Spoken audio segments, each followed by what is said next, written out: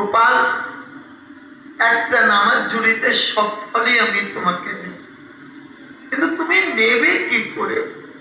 পারবো? হাতটা এমনি করে ধরেছি, হাত জোড়া করে ধরে বলছে এবার তুমি সাজিয়ে দাও ফল দিয়ে। একটার পর একটা ফল এখানে ঠেকিয়ে দিয়েছি, গোপাল আমার এমনি করে দিয়ে চলে যাচ্ছে। গোপাল ফল দিয়ে,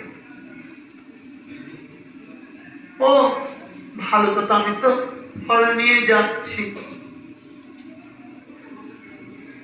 বলতে গিয়েও বলতে পারছে না গোপাল যে তুমি আমার কাছে কিছু চাও কিনা, তাহলে ধরা পড়ে যাবো।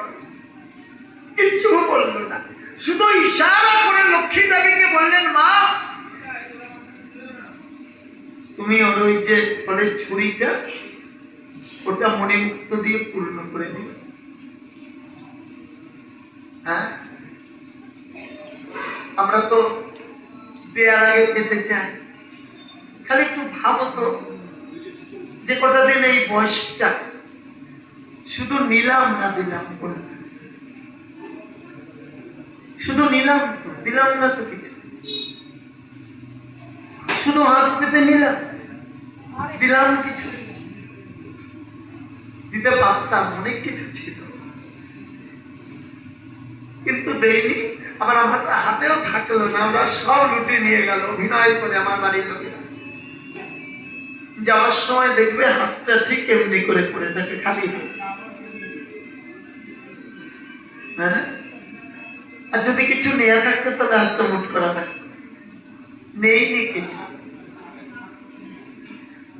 যেটা নিতে হবে সেটা নেইনি, যেটা থাকবে না সেটা খালি নিয়েছি, আর যেটা দিতে হবে দেয়নি বলে ওটা পূর্বে দিতে পারলাম। কই দেবো তাকে, তার সেবাই দিতে পারলাম বলো। ফল বিক্রয়নি তাকিয়ে আছে, গোপাল চলে যাচ্ছে, তো